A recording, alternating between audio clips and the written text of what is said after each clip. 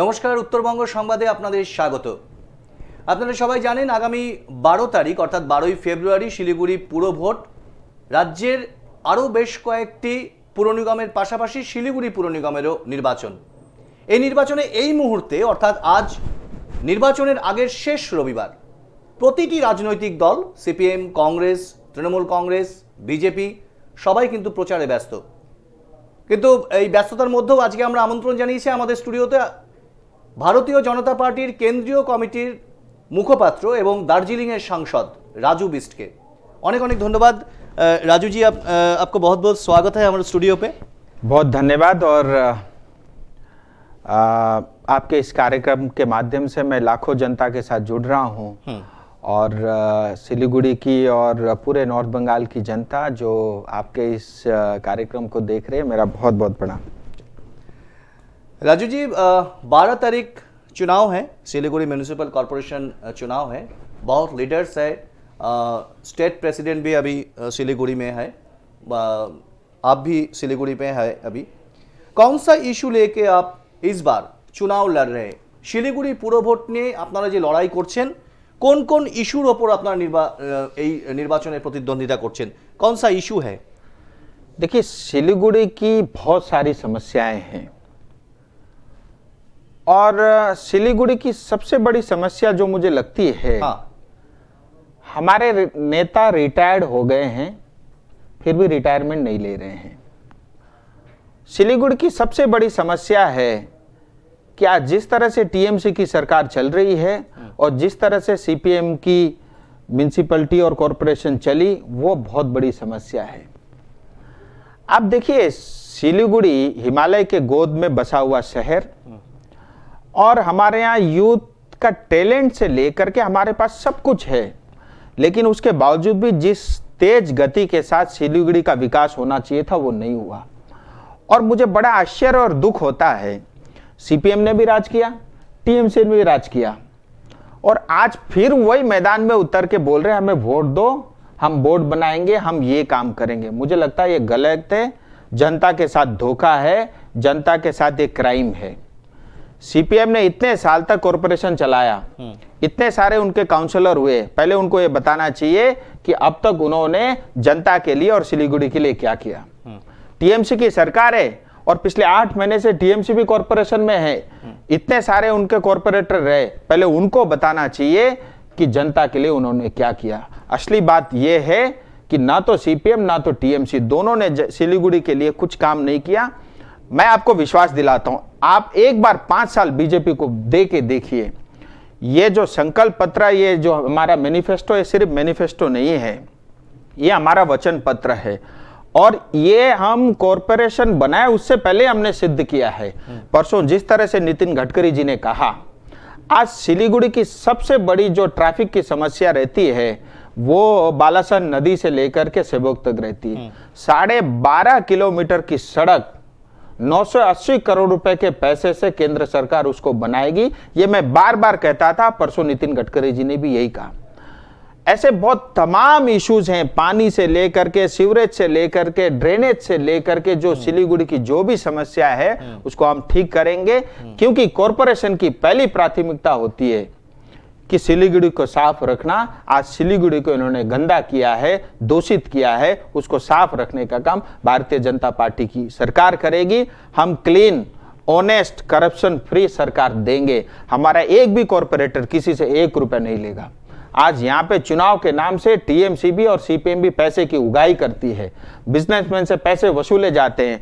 मैं आपको बताता हूँ, ये मेरा ओपन चैलेंज है, आप किसी से भी पूछ लीजिए आज तक मैंने किसी जनता से 1 रुपया अगर लिया हो तो। मैं चाहता हूँ कि देखिए, सिलीगुड़ी का जो पोटेंशियल है उसके हिसाब से सिलीगुड़ी का विकास हो, क्योंकि सिलीगुड़ी पूरे नॉर्थ बंगाल का केंद्र बिंदु है। नॉर्थ बंगाल को आगे बढ़ना है उससे पहले सिलीगुड़ी को बढ़ना पड़ेगा। नॉर्थ ईस्ट का विकास करना है उससे पहले आपको सिलीगुड़ी का विकास करना पड़ेगा। सिलीगुड़ी में अभी चुनाव के लिए बहुत लीडर्स आ रहे हैं, स्टेट प्रेसिडेंट भी सिलीगुड़ी में है, दिलीप घोष जी ने जो एक्स प्रेसिडेंट उन्होंने भी सिलीगुड़ी में, आप भी है। जो अपोजिशंस जो है, अपोजिशंस बोल रहा है कि ये सब सीजनल बाढ़ है, ये क्या बोलेंगे इसके बारे में? देखिए, कहने वाले कुछ भी कह सकते हैं। 19 में भी हमने हराया है, 21 में भी हमने हराया है। और आज देखिए जिस तरह से 2021 के चुनाव में पूरे उत्तर बंगाल से टीएमसी को जिस तरह से जनता ने नकारा है, इससे स्पष्ट है आपके भ्रष्टाचार से, आपके अन्याय से, आपके अत्याचार से जनता दुखी है। और आज जो है कुछ सीटें अगर टीएमसी जीतती है मात्र इसलिए क्योंकि वहां कोई विकल्प नहीं होता। जहां जहां मोदी जी विकल्प के रूप में हैं, वहां टीएमसी को मार पड़ी है, ये सच्चाई है। लेकिन अभी जो आपने बताया कि सिलीगुड़ी में बहुत कुछ समस्या है, ये अंडरग्राउंड जो स्वेरेज सिस्टम है वो नहीं है, पीने का पानी का बहुत समस्या है, एवं इवन जानजट है जो सिलीगुड़ी का बहुत बड़ा समस्या है। लेकिन जो पीने का पानी का जो समस्या है, इसमें বাম আমল में অর্থাৎ বাম আমলে কিন্তু একটা প্রজেক্ট করা হয়েছিল শিলিগুড়িতে, কিন্তু তার পরবর্তী সময়ে না বাম না তৃণমূল লাস্ট 10 ইয়ার্স তারাও কিন্তু কোনো রকম সেকেন্ড কোনো রকম প্রজেক্ট, পানীয় জলের কোনো প্রজেক্ট কিন্তু করেনি। কিন্তু শিলিগুড়ির মানুষের প্রতিদিন পানীয় জলের যে ডিমান্ড অফ ওয়াটার, এটা কিন্তু বেড়ে চলছে। এটা নিয়ে আপনাদেরও তো একটা মানে কেন্দ্রীয় তরফেও তো একটা দায়িত্ব রয়েছে শহরের মানুষ, কারণ এখানে আপনাদের বিধায়ক রয়েছে, সাংসদ রয়েছে। আপনারা এই বিষয়টা নিয়ে কি করছেন, क्या कर रहे हैं आप? बिल्कुल है, मेरी जिम्मेदारी है सांसद होने के नाते, ये मेरा पहला कर्तव्य है। अगर मेरी जनता प्यासी है, मुझे कोई राइट नहीं है सांसद बने रहने का। भारतीय जनता पार्टी का पूरे देश से ये वादा है कि 2022 दिसंबर से पहले सब जगह हर घर में नल से पीने का शुद्ध पानी पहुंचाया जाएगा। आज पंजाब, बिहार जैसे राज्य में 90% घरों में पीने का पानी पहुंच चुका है। आज गोवा और बहुत सारे हिमाचल जैसे ऐसे कई सारे प्रांत हैं जहां पे 100% पीने का पानी जो है पाइप से पहुंचा है। मुझे बड़े दुख के साथ कहना पड़ता है आज पश्चिम बंगाल में सिर्फ 18% घरों में ही पीने का शुद्ध जल पाइप के माध्यम से जा रहा है। ये राज्य सरकार की नाकामी कह लीजिए या राज्य सरकार की देरी कह लीजिए या राज्य सरकार कि जो रवैया रहा है पश्चिम बंगाल की जनता के प्रति, उसके कारण है। लेकिन 2022 दिसंबर से पहले तक हर एक घर को पीने का शुद्ध जल पहुंचाने का काम हम ये करेंगे, यह हमारा वादा है। अब दूसरी बात मैं आपको बोलता हूं, देखिए ये सीवरेज है, ये ड्रेनेज है, ये पार्किंग की समस्या, ट्रैफिक की समस्या, रोड की समस्या, पीने की पानी की समस्या, एजुकेशन की समस्या, मेडिकल की समस्या, ये जो लॉ एंड ऑर्डर की समस्या, महिला सुरक्षा की समस्या, युवाओं को नौकरी नहीं इसकी समस्या, ये सारी समस्या। व्यापार करने का वातावरण नहीं है क्योंकि व्यापारी डरता है। ये आज की नहीं, बहुत सालों से चला आ रहा है और ये बढ़ता ही जा रहा है। और सिलीगुड़ी की इन सब समस्याओं का समाधान सिर्फ कॉरपोरेशन भी नहीं है। मैं आपको बताता हूं, कॉरपोरेशन का बजट 250 करोड़ रुपए का है। उस 250 करोड़ में 125 करोड़ रुपया तो नेता चोरी करके खा जाते हैं, बचता है 125 करोड़ रुपया, वो सारा का सारा पैसा तनख्वाह में चला जाता है। और सही मायने में अगर ईमानदारी से मैं बोलूं, जो ये कोई नहीं बोलेगा, कॉरपोरेशन के पैसे से आप सिलीगुड़ी का सिर्फ नाली भी साफ नहीं कर सकते। सिलीगुड़ी को कुछ ठोस चाहिए, कम से कम मैं हमेशा बोला करता हूं 10 से 12 हजार करोड़ का प्रोजेक्ट चाहिए, तब जाकर के सिलीगुड़ी दौड़ने लगेगी।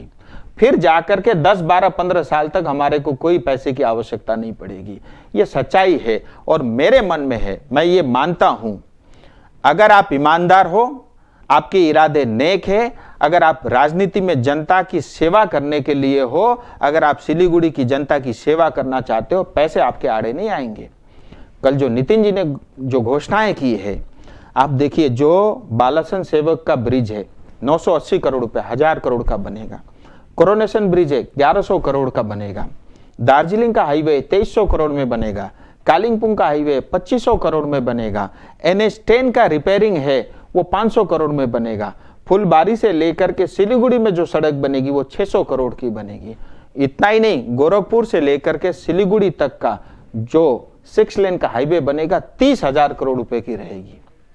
ये सिलीगुड़ी के लिए ऑपोजिशन ये बोल रहा है कि ये जो इलेक्शन के पहले ऐसे रिंग रोड और जो 6 लेन का जो घोषणा, ये इलेक्शन की पहले क्यों इतना दिन नहीं, क्यों नहीं बताया? मैं आपको बताता हूं, ये कोई नई घोषणा नहीं है, ऑलरेडी घोषणा हो चुकी है। और इससे पहले भी मैं बार बार आपका चैनल छोड़ करके बार बार हर चैनल में मैं बोला हूं कि सिलीगुड़ी को लेकर के हम जो काम कर रहे हैं सड़क को लेकर के, मैंने कई बार कहा है, मैं आप आज को नई बात बोलता हूं। देखिए, जो सिलीगुड़ी की ट्रैफिक की जो समस्या है, ये सिर्फ बहुत बड़ा समस्या है। ये पूरी सिलीगुड़ी की जनता इससे दुखी है। और ये सिर्फ एक जो है दार्जिलिंग मोड़ को ठीक करने से नहीं होगा, क्योंकि दार्जिलिंग मोड़ के अलावा भी हमारी जनता हिलकाट रोड भी, हिलकाट रोड। तो इसीलिए मेरे कल्पना में ये थी, जैसे मैं सांसद बना, डे 1 से मैंने ये परस्यू किया, मैंने पार्लियामेंट में भी ये विषय रखा कि सिलीगुड़ी के चारों तरफ रिंग रोड बनना चाहिए 4 लेन का। उससे क्या होगा, जिसको कुछ बिहार, आसाम से बिहार जाना है वो रिंग रोड का उपयोग करेगा, वो सिलीगुड़ी के छाती में से नहीं जाएगा। जिसको बिहार से जो है दूसरी तरफ जाना है, आसाम जाना है, वो सिलीगुड़ी उसको आने की जरूरत ही नहीं है, बाईपास से सीधा बाहर के बाहर निकल जाएगा। तो इसकी भी स्वीकृति केंद्र सरकार ने की है। जैसे ही ये सिलीगुड़ी के चारों तरफ रिंग रोड बनेगा, आप कल्पना करिए सिलीगुड़ी के ट्रैफिक की समस्या आधी वहीं खत्म हो जाएगी। सिलीगुड़ी फैलेगा, सिलीगुड़ी और बढ़ेगा, सिलीगुड़ी का और डेवलपमेंट होगा, सिलीगुड़ी के युवाओं को नौकरी मिलेगा। उस रिंग रोड के चारों तरफ हम प्रयास ये करेंगे कि वहां मैन्युफैक्चरिंग फैसिलिटी लगाए, आईटी और सर्विस सेक्टर को लेकर के आए। जो हमारे यूथ, युवा आज नौकरी खोजने के लिए उनको बॉम्बे, दिल्ली धक्के खाना पड़ता है, आने वाले समय में वो नहीं पड़ेगा। भैया, मैं आपको बताता हूं, पूरे देश में एक ऐसा सिलीगुड़ी दूसरा नहीं मिलेगा जहां 4 इंटरनेशनल बॉर्डर लगते हो, एक तरफ भूटान, नेपाल, बांग्लादेश भी है, और जो है एक तरफ आपका बिहार है, दूसरी तरफ आपका सिक्किम है। मतलब ऐसे स्ट्रेटेजिक लोकेशन, ऐसा ज्योग्राफिकल लोकेशन आपको दूसरा नहीं मिलेगा। पूरा नॉर्थ ईस्ट की कनेक्टिविटी यहाँ से, यहाँ आपके पास टूरिज्म है, यहाँ आपके पास पहाड़ है, यहाँ आपके पास चाय है, सबसे ज्यादा सब्जी यहाँ से होती है, हमारे पास सबसे ज्यादा अनानास है, सब कुछ है, टैलेंट भी है, लेकिन उसका हमने मार्केटिंग ठीक से नहीं किया, उसका इंफ्रास्ट्रक्चर ठीक से नहीं किया, इसलिए हम पीछे हैं। सिलीगुड़ी देश का नंबर 1 शहर बन सकता है, और ये मेरी कल्पना है। मैं एक बात और आपके टीवी के माध्यम से बताता हूं, मैं उनमें से नहीं हूं राजनीति में, कि राजनीति में जो है कैरियर बनाने के लिए आया नहीं हूं, मैं अपने कैरियर को दांव में लगा करके राजनीति में आया हूं। मेरी पार्टी ने मुझे 5 साल दिया है, मेरी जनता ने मुझे जो प्यार दे करके वोट दिया है, मैं ऋणी हूं उनका। और एक बात और दावे के साथ कहता हूं, अगर सिलीगुड़ी की जनता की चेहरे में मुस्कुराहट नहीं ला सका, मैं 2024 का चुनाव भी नहीं लड़ूंगा। ठीक, एक दर्शक हम लोग को क्वेश्चन किया, समीरन घोष, उत्तरबंगे एम्स अथवा শিলিগুড়িতে মেট্রো, এই দুটো নিয়ে আপনি কি বলবেন? उत्तरबंगे एम्स এর একটা बहुत दिन से डिमांड है एम्स का, सिलीगुड़ी रायगंज में होने का बात भी था, लेकिन बाद में नहीं हुआ। नॉर्थ बंगाल में एक एम्स के लायक एक हॉस्पिटल और सिलीगुड़ी में मेट्रो। समीरन घोष हम लोगों का एक सवाल। दादा ने बहुत अच्छा प्रश्न पूछा है। मैं बोलते बोलते ये विषय रह गया, क्योंकि समस्या बहुत लंबी है, मुझे लिख करके लाना पड़ता है सिलीगुड़ी की समस्या क्या है। 2 चीज हम कर रहे हैं। पहली बात तो सारे वार्ड, जो 47 वार्ड में, उन सब में हम एक प्राइमरी हेल्थ सेंटर खोलेंगे, एक डॉक्टर दिन भर वहां रहेगा, पूरी दवाई मुफ्त रहेगी। दूसरी, इन्होंने जो बात की एम्स की, उसकी प्रक्रिया चल रही है, जल्दी नॉर्थ बंगाल को लेकर के एम्स की घोषणा होगी। इससे पहले क्या होता था, केंद्र में एक स्टेट में सिर्फ एक ही एम्स बनता था। अब जो है वो समय खत्म हो गया, अब 2 या 3 भी बन रहे हैं। नॉर्थ बंगाल में 2.5 करोड़ लोग रहते हैं, और इतने तरह के समाज, बोली, भाषा, परंपरा, जाति के लोग रहते हैं, और जो है 2.5 करोड़ लोगों की सेवा करने के लिए नॉर्थ बंगाल मेडिकल कॉलेज है, और उसकी अवस्था किसी से छिपी नहीं। इतना कूड़ा, इतनी गंदगी, इतनी बदबू आप जा नहीं सकते। मैं कभी पेशेंट से मिलने जाता हूं, अस्पताल देखने जाता हूं, मुझे वापस आके सबसे पहले नहाना पड़ता है। और मुझे बड़ा दुख होता है कि जब हमारे बड़े बड़े नेता और मंत्री बीमार होते हैं, नॉर्थ बंगाल मेडिकल कॉलेज जाके कभी भर्ती नहीं होते, हम चला जाता है, वो प्राइवेट में जाकर के भर्ती होते हैं। ऐसी अवस्था है, इसलिए बहुत जरूरी है AIIMS.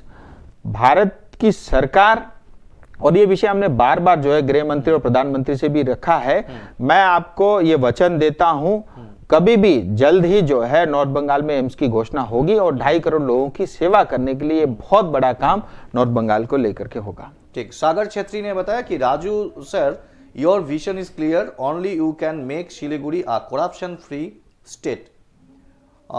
Deepak Sahani, If Siliguri is to be made the gateway of Northeast India, then BJP should be given a chance. मैं बोलना चाहूंगा इसमें। हाँ। एक बात इनकी बात से बहुत अच्छे से याद आया। देखिए, हमने सिलीगुड़ी में सबको तो देखा है, हमने सीपीएम को भी देखा है, हमने टीएमसी को भी देखा, हमने कांग्रेस को भी देखा, कुछ नहीं हुआ। मैं जनता को आपके माध्यम से कहना चाहता हूं, अगर हम फिर टीएमसी, सीपीएम या कांग्रेस को वोट देते हैं, इसका मतलब यह है कि ये भ्रष्टाचार हमें मंजूर है। अगर हम इन्हीं तीनों को वोट देते हैं, ये कूड़ा और गंदगी से हम खुश हैं। अगर हम इन्हीं तीनों को वोट देते हैं, इसका मतलब ये सीवरेज, ड्रेनेज से लेकर के बदबू हमें स्वीकार है। इसीलिए मैं आपको बहुत दावे के साथ और बहुत विश्वास के साथ यह कहना चाहता हूं, देखिए, आज तक बीजेपी को बंगाल में सरकार चलाने का, कॉरपोरेशन चलाने का, म्युनिसिपैलिटी चलाने का भाग्य नहीं मिला, सौभाग्य नहीं मिलेगा। 5 साल बीजेपी को मिल जाए, मैं सिलीगुड़ी का नक्शा बदल के रख दूंगा और पैसे इसके लिए आड़े नहीं आएंगे। केंद्र सरकार भी देगी, दुनिया भर के वर्ल्ड बैंक फाइनेंस करती है, सीधा म्युनिसिपैलिटी को, कॉरपोरेशन को, तमाम लोग लाइन लगा के खड़े हैं। एक बात और बताता हूं, 250 करोड़ का जो बजट है ना, मैं सिलीगुड़ी की जनता से चंदा मांगूंगा तो भी 500 करोड़ रुपए मैं इकट्ठा करके सिलीगुड़ी के लिए लगा सकता हूं, लेकिन वो सोच की कमी है। हमारे नेता मस्त है अपने काम में, अपने खुद के डेवलपमेंट में, भ्रष्टाचार में। इसके कारण जो है सिलीगुड़ी का आज विनाश हो रहा है। हमें सिलीगुड़ी को उठाना है और दौड़ाना भी है। दीपक साहानी ने बताया कि local residents who are facing huge inconveniences due to parking issues and traffic congestion, people have been demanding for a hydraulic parking system in this area. Hydraulic parking का एक बहुत ही समस्या है, बड़ा समस्या। देखिए, ये समस्या है और हमने इस चीज को संकल्प पत्र में भी वहां पे डाला है। हमने ये सोचा है कि देखिए, पूरा एक तो सिलीगुड़ी को स्मार्ट ग्रीन सिटी बनाने के लिए पूरा ब्लूप्रिंट बनाना पड़ेगा, उसकी तैयारी भी चल रही है। पार्किंग के लिए देखिए, हमारे पास जगह की भी कंस्टेंट है, इसलिए जो हाइड्रोलिक बोल रहे हैं, मल्टी लेयर पार्किंग होती है, वो स्थापित हमको करना पड़ेगा। और जो है फिर मैं वो बोलता हूँ, इच्छा शक्ति हो तो ये बहुत बड़ा विषय नहीं है। आज इसके कारण आप देखिए, सड़क पे गाड़ियां खड़ी है, उसके कारण भी बहुत बड़ी ट्रैफिक की समस्या इसीलिए है क्योंकि सड़क में लोग गाड़ी खड़ी कर देते और बेचारे खड़ी भी कहाँ करें, उनके पास जगह भी नहीं, जगह नहीं है। तो ये विषय है, इसीलिए हमारे ये मैनिफेस्टो का ये विषय है, एजेंडा में है, हम इसको भी ठीक करेंगे। सिंजली manager sir, is there any plan for the people of tea garden? इन्होंने बहुत अच्छा प्रश्न पूछा है। देखिए, आज चाय बगान की जो इंडस्ट्री है बहुत तकलीफ में से गुजर रही है और जो है चाय बगान के मालिक, ओनर्स, वो भी दुखी हैं और जो चाय बगान में जुड़े हुए 4 लाख से ज्यादा हमारे जो श्रमिक भाई बहन हैं, जहां 80% से ज्यादा महिलाएं काम करती है, वो भी आज पीड़ित और शोषित महसूस करती है। मैं आपके माध्यम से पहली बात तो ये बताना चाहूंगा, अभी पीछे भारत सरकार ने पहल करके पार्लियामेंट में एक बिल पास किया है और बहुत सारे अलग अलग जो है अंग्रेज के जमाने से जो कानून थे लेबर लॉज को लेकर के, उन सब कानून को रिपील करके 4 कानून पारित किए हैं। सौभाग्य से उस समय मैं वो लेबर कमेटी का, स्टैंडिंग कमेटी का मेंबर था। अच्छा, मैं भी था, जोन दाबी थे हमारे, जोन बालाजी। और उस समय मैंने हमारे सीपीएम को जो ट्रेड यूनियन वाले हैं या बाकी सबको भी दिल्ली बुलाया था, पार्लियामेंट में कमेटी के सामने उनका विषय भी रखवाया, अलग अलग एसोसिएशन को भी बुलवाया था और उस समय मैं सक्सेसफुली ये कर पाया कि उस पूरे कानून में प्लांटेशन का अलग ही एक चैप्टर भी बना हुआ है, डाला हुआ है और उस कानून का पारित हो गया है। अभी उसके रूल्स बन रहे हैं, थोड़ा पश्चिम बंगाल सरकार उसमें देरी कर रही है। 2-3 चीजें उसमें बहुत अच्छे हो रहे। एक तो अभी जो 205 रुपया प्रतिदिन मिनिमम वेज मिलता है, वो बढ़ के कम से कम 300 रुपया प्रतिदिन मिलेगा लेबर को, वर्कर को। दूसरा, आप देखिए चाय बगान में इतना लेबर लगता है, लेकिन उसके बावजूद भी एक भी ऐसा अस्पताल आज तक जो है प्लांटेशन के लिए नहीं बना। अब इस कानून में OHS कोड उसका नाम है, उस कोड के अंदर में ये कानून में लिखा हुआ है कि हर चाय बगान के लिए जो है ESI अस्पताल बनेगा। ESI अस्पताल बनने का मतलब है भारत सरकार का अस्पताल, अगर कोई बीमार होता है 1 लाख रुपए से लेकर के अगर 5 करोड़ भी किसी के ऊपर में खर्च करना पड़े, या विदेश जाकर के किसी का इलाज कराना पड़े, तो भी ईएसआई अस्पताल की तरफ से वो होता है। अच्छा। और इस तरह से जो है बच्चों को लेकर के, एजुकेशन से लेकर के जो भी सुविधाएं जो एक आम किसी भी लेबर को मिलती है, वर्कर को मिलती है, वो सब सुविधाएं उसमें मिलेंगी। और प्लांटेशन लेबर एक्ट 1951 खत्म हो जाएगा, वो अस्तित्व में नहीं रहेगा। एक विषय तो ये। दूसरा, प्लांटेशन में जो ओनर है उनकी भी अपनी समस्या है। मैं स्वयं भी टी बोर्ड में हूं, बहुत प्रयास करके पिछली बार जो है उसका बजट भी बढ़वाया, और बढ़वा करके अभी जो इनके पुराने सब्सिडी के ड्यूज थे काफ़ी मतलब पेमेंट हो रही है, कुछ बची हैं, आने वाले समय में पेमेंट होएंगी। लेकिन भारत सरकार एक बड़ा काम कर रही है। ये सारे जो प्लांटेशन से जुड़े हुए कानून थे, ये सब अंग्रेजों के बनाए हुए कानून है। उनके मैनेजर जो रहते थे उसके हिसाब से कानून बने। ये सब कानून हम बदलेंगे, नया कानून लेके आएंगे, आज के भारत के मुताबिक ये कानून होंगे। जयदीप राय चौधरी ने बताया, what is your strategy and commitment towards generating employment in your manifesto?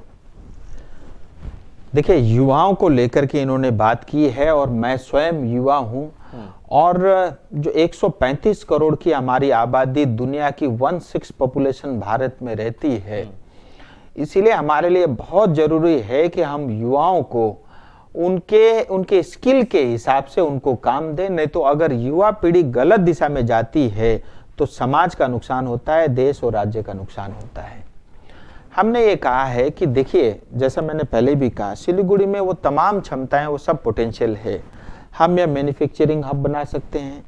हम सिलीगुड़ी को इंडिया का बिगेस्ट ट्रेड हब बना सकते हैं, क्योंकि आप यहाँ से विदेश तक माल भेज सकते हो, नॉर्थ ईस्ट तक भेज सकते हो। हम आईटी सर्विस को बढ़ावा दे सकते हैं। ये सब काम हम करेंगे, और भारत की और भारत से बाहर की मल्टीनेशनल कंपनियां, उन सबको वो एनवायरनमेंट देंगे, वो इंफ्रास्ट्रक्चर देंगे जिसके लिए वो आती है। और जब इतना इन्वेस्टमेंट आएगा, लोगों को यही काम मिलेगा। फिर चौथा जो सेक्टर रहता है, एग्रीकल्चर सेक्टर में भी बहुत पोटेंशियल है, क्योंकि हमारे यहाँ पानी और बारिश बहुत होता है। हमारे यहाँ की सब्जियां सबसे पॉपुलर है, बहुत अधिक मात्रा में होता है। हमारे यहाँ फूड प्रोसेसिंग की यूनिट तमाम लग सकती है। मैं आपको एक उदाहरण देता हूँ। फांसी देवा का जो अनानस है वो 25 रुपए किलो भी नहीं बिकता। अरुणाचल का अनानस है, वो उससे कम मीठा होगा, लेकिन वो दुबई जाकर के 25 दिरहम में बिक जाता है। इसका मतलब उनके पास इंफ्रास्ट्रक्चर है, वो हवाई मार्ग से दुबई पहुंचा सकते हैं, लेकिन हम उठा के यहाँ से कलकत्ता नहीं पहुंचा सकते। तो इसके कारण हम पिछड़े हैं। ये चारों सेक्टर में हम काम करेंगे, एग्रीकल्चर, मैन्युफैक्चरिंग, आईटी से लेकर के सर्विस सेक्टर।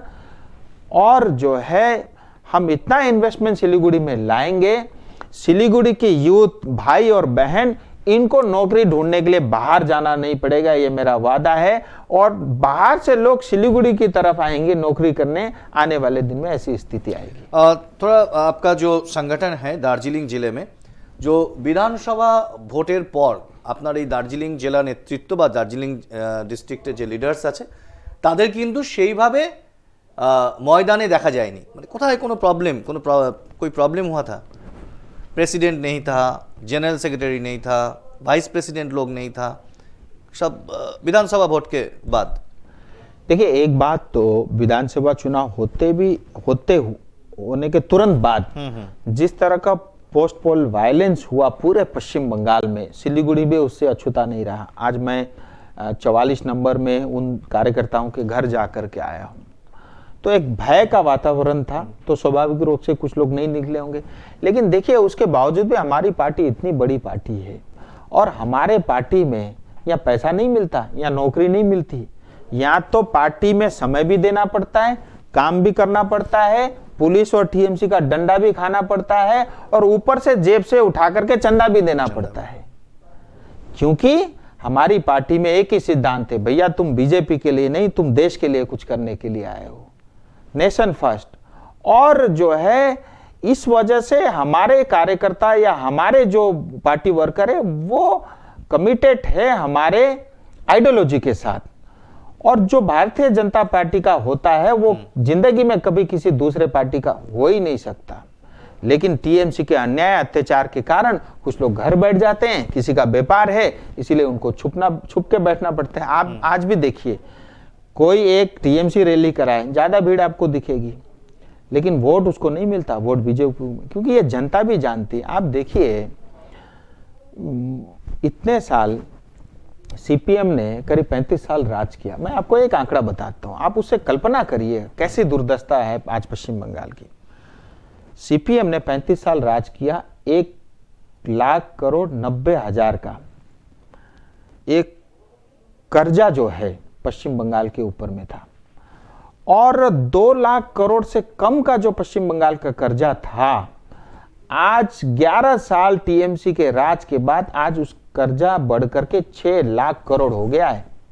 यानी 35 साल में 2 लाख करोड़ से कम, और पिछले 11 साल में उस 2 लाख करोड़ को बढ़ा करके 6 लाख करोड़ तक हो गए। 4 लाख करोड़ रुपया ये जनता के जेब में नहीं गया, ये टीएमसी के जेब में गया है। इतना भ्रष्टाचार हुआ है। आप इससे ही कल्पना करिए कि यूपी जितना बड़ा प्रदेश, जहां 22 करोड़ से ज्यादा आबादी रहती है, उसका भी कर्जा इतना नहीं है, 6 लाख करोड़। ये हमारी दुर्दशा है पश्चिम बंगाल की। और हमारे यहां जिस तरह से सत्ता चलती है, चाहे सीपीएम की हो चाहे टीएमसी की हो, पश्चिम बंगाल की क्षमता होते भी हमको पीछे रखा गया है। जब भारत आजाद हुआ, पश्चिम बंगाल नंबर 1 पे था। आज हर चीज में पश्चिम बंगाल को लास्ट में रखने का काम जो है ममता दीदी की सरकार कर रही है, और आए दिन जो है ऐसे विवाद छेड़ती है, ऐसे संविधान के ऊपर में उंगली करती है, जिसका कारण पश्चिम बंगाल की जनता को जो है अपना सर नीचा करना पड़ता है। मुझे लगता है नेताओं का काम ये होना चाहिए कि हमारा प्रदेश, हमारा स्टेट आगे बढ़े, और स्टेट में और प्रदेश में रहने वाले जनता सिर ऊंचा करके जो है चल सके। मुझे लगता है हमारी नेतृत्व का पहला काम। विधानसभा जो इलेक्शन है, विधानसभा चुनाव से पहले दार्जिलिंग जिले में भी बहुत लोग हैं जो कांग्रेस, तृणमूल कांग्रेस और सीपीएम से बीजेपी में ज्वाइन किए थे, लेकिन इलेक्शन में खराब रिजल्ट होने के बाद सभी ने सोचा था कि स्टेट में क्षमता आएगा, लेकिन जब नहीं हुआ तब बहुत लीडर्स है जो और दल बदल किया है और चेंज किया है। तो इसके बारे में क्या कहेंगे? देखिए, अगर कोई अगर पैसे की लालच में, पावर की लालच में, कुर्सी की लालच में आया है, तो वो तो ज्यादा दिन टिक नहीं सकता, वो चला जाएगा, और उसको जाना भी चाहिए। क्योंकि यहाँ तो संघर्ष करने के बाद ही कुछ मिलता है, यहाँ तो डंडे खाने के बाद ही कुछ मिलता है। लेकिन कई लोग ऐसे भी हैं जो मजबूरी के कारण आज घर बैठे हैं, जैसा मैंने पहले बताया, अन्याय अत्याचार के कारण। और अदरवाइज जो भारतीय जनता पार्टी का है वो हार्डकोर भारतीय जनता पार्टी का है। और एक बात आपने जो कही, ये कहीं ना कहीं पूरा मीडिया भी एक परसेप्शन क्रिएट कर रहा है। आज देखिए, पश्चिम बंगाल के चुनाव में 2021 के चुनाव में भारतीय जनता पार्टी को 40% वोट मिले हैं, 40%। और बीजेपी के 3 सीट थे, 3 से 77 हुए हैं। मुझे लगता है इतनी बड़ी छलांग और विक्ट्री देश में आज तक कहीं नहीं। लेकिन माहौल ऐसा बन चुका था, ऐसा लग रहा था बीजेपी की सरकार बन गई, उसके कारण बहुत सारे लोगों को निराशा हुई है, क्योंकि वो एक परसेप्शन वैसा बन चुका है। लेकिन फिर भी मैं आपके माध्यम से कहना चाहता हूं, भारतीय जनता पार्टी को जनता ने पूरा आशीर्वाद और भरोसा दिया है। और बंगाल की राजनीति 3 साल में मैं इतना तो समझा हूं, जिस दिन जनता को लगेगा तुम जीत सकते हो, पश्चिम बंगाल को सुधार सकते हो, उस दिन जनता जिता देगी। डाउट होता है तो फिर जनता जो है एक तरफा वोट करती है, ये भी मैंने देखा है। ठीक।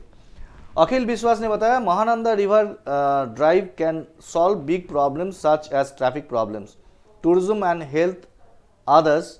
Mahananda River Drive means from Kawakhali to Bengal Safari, both sides 40 feet road and 20-25 feet deep waters. Mahananda river जो है, देखिए कल्पना बहुत अच्छी है, और हमने भी ये सोचा है। क्या है, सिलीगुड़ी में आप वीकेंड में आप बच्चों के साथ परिवार कहीं घूमने जाना चाहे, आपको कोई स्थान नहीं मिलेगा, या तो आपको कालिम्पोंग, दार्जिलिंग या सिक्किम जाना पड़ेगा। इसलिए हम चाहते हैं सिलीगुड़ी में ज़्यादा से ज़्यादा पार्क का विस्तार हो, और हमारे दोनों पवित्र नदी आज जो गंदे नाले में तब्दील हुई है, उसको रिचार्ज करके, चाहे बालासन हो चाहे महानंदा नदी हो, दोनों तरफ हम रिवर फ्रंट को विकसित करेंगे। और जिस तेजी के साथ केंद्र सरकार नदी को साफ करने में काम उसी प्रपोजल में, उसी प्रोजेक्ट में डाल करके ये हम करेंगे, ऐसा हमने सोचा हुआ है। सिलीगुड़ी कॉरपोरेशन में बोर्ड में आने के लिए आपका क्या पॉसिबल है, संभव है? देखिए, मैं आपको ये बताता हूं, मैं फिर बोल रहा हूं कि पिछले बोर्ड में 2 काउंसिलर था। आप छोड़ दीजिए, हम एमएलए में 3 थे, उसके बाद 77 आए, हम दार्जिलिंग में 0 थे, 5 के 5 आए, हम नॉर्थ बंगाल में थे ही नहीं, उसके बाद भी 27 या 28 कुछ आए। देखिए, हमारी जनता ने सीपीएम को भी देखा, कुछ नहीं हुआ, टीएमसी को भी देखा, कुछ नहीं हुआ। जनता चाहती है हम भारतीय जनता पार्टी को एक बार 5 साल मौका देंगे। और हमारी सिलीगुड़ी के जनता ने, दार्जिलिंग के जनता ने कभी भी जो है टीएमसी को अपनाना ही नहीं है, उसको हमेशा लाती पड़ी है। और हमने ये 19 में भी देखा है और 21 में भी देखा है।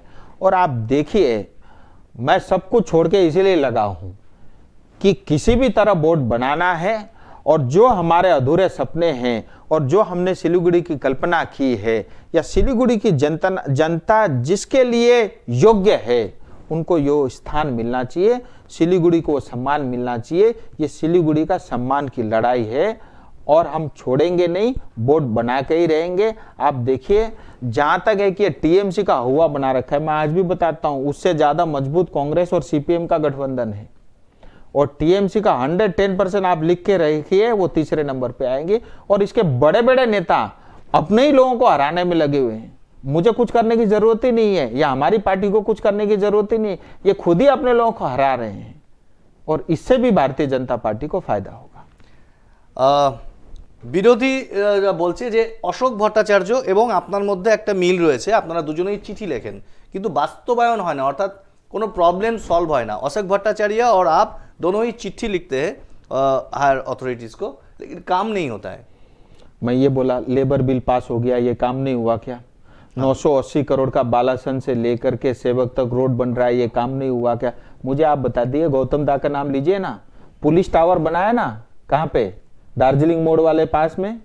वो पुलिस टावर में जितने करोड़ का बना, आधा पैसा करप्शन में सिलीगुड़ी गया। गेट। हाँ, सिलीगुड़ी गेट, पुलिस टावर, वो पुलिस को खड़ा होकर देखने के लिए बनाया था, पुलिस ने भी यूज नहीं किया आज तक। उसके अलावा सिलीगुड़ी में कोई एक काम टीएमसी ने किया हो तो आप बता दीजिए। ये सच्चाई है। और मैं बता रहा हूं आपको, रिंग रोड कई हजार करोड़ का मैं बनवा रहा हूं। बालासन से लेकर के सेवक, हमारी सरकार, हमारी जनता की सबसे पहली डिमांड थी, वो मैं करा रहा हूं। यहाँ आधार केंद्र नहीं थे, वो खुले हुए हैं। मैंने जैसे आपको चाय बागान के बारे में, ये बहुत बड़ी समस्या थी, उसको ठीक किया है। और जो है, मुझे लगता नहीं आज तक की हिस्ट्री में, इतिहास में इतनी समस्याओं को किसी ने पार्लियामेंट तक पहुंचाया होगा। वो सब पहुंचाया भी है, और जो मैंने बोला उस पर काम भी हो रहा है।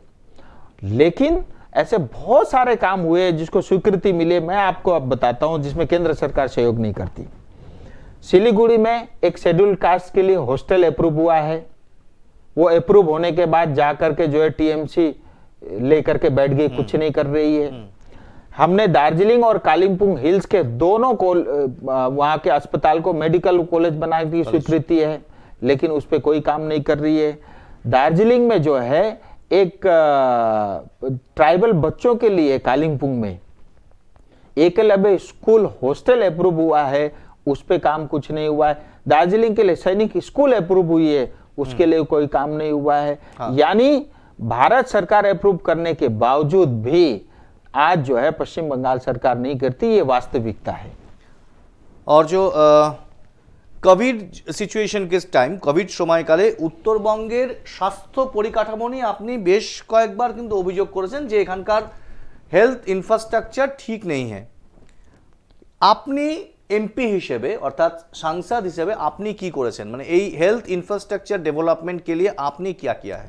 देखिए, अगर मेरी चलती ना, तो एक तो नॉर्थ बंगाल मेडिकल कॉलेज में सबसे पहले जाता, सारे डॉक्टर स्टाफ को गेट से बाहर करता और सबको बोलता एक एक झाड़ू लो, और जितने नेता हैं उनको भी बुलाता और सबसे पहले कहता बोला सफाई कर लो।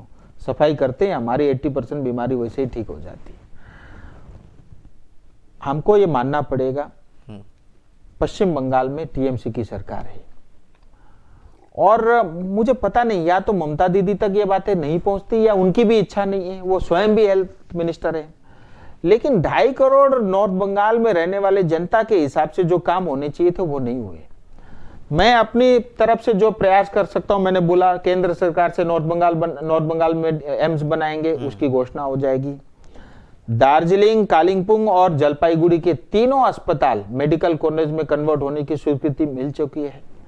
मैं कम से कम जो है कोविड के समय में 100 जो है मैं इंपोर्टेड चाइना से लेकर के अलग अलग देशों तक से भी मैं जो है वो जो ऑक्सीजन वाला है वो सिलेंडर कंसंट्रेटर मंगा करके 100 से ज्यादा बांटे। हमारे हजारों लोग जो है देश भर में जो फंसे हुए थे उनको स्पेशल ट्रेन लगवा करके सिलीगुड़ी और मालदा तक लाने का काम हुआ। एक सांसद होने के नाते 24 घंटे घूम करके जो मैं कर सकता हूं उससे मतलब जितनी मेरी क्षमता थी उससे ज्यादा करने का मैंने अपना प्रयास किया।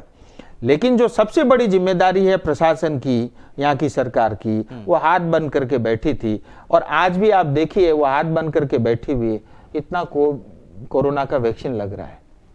पहले ममता दीदी ने कहा हमको छोड़ दो, हम खुद ही खरीद लेंगे। मोदी जी ने कहा चलो अच्छा खरीद लो। फिर कहा नहीं हमको फ्री दे दो, बोला अच्छा फ्री में ले लो। केंद्र सरकार ही तो दे रही है, ममता दीदी का उसमें कोई 1 रुपया नहीं है। और मैं एक बात और भी, ये सच्चाई है, टीएमसी को भी ये स्वयं वो भी मानते हैं, इनके पास पैसे भी नहीं है। 6 लाख करोड़ का कर्जा ऑलरेडी है। आपने जो है कलकत्ता म्यूनिसिपैलिटी कॉर्पोरेशन का वो लेटर भी देख लिया, वहां लोगों को पेंशन नहीं मिल रहा है। यही हाल जो है हमारे करसंग म्यूनिसिपैलिटी का लोगों का पेंशन रुका हुआ है। तो इनके पास पैसे नहीं है, इसीलिए तो अशोकदा चिल्लाते रहते थे मेरे पास सिलीगुड़ी में पैसा नहीं आता। इनके पास पैसे भी नहीं है, नियत भी ठीक नहीं है और सोच भी ठीक नहीं है। कुछ इश्यू में तो आप अशोकदा के पास ही साथ ही थे, पिछले बार हम देखते। देखिए वो मेरे से उम्र में बड़े हैं और मुझे उनकी एक चीज अच्छी लगती है कि मैं जब उनके घर गया ना तो मुझे एक चीज का बहुत अच्छा लगा। उनका घर देख के कोई आदमी ये नहीं कह सकता भाई उसने भ्रष्टाचार किया होगा।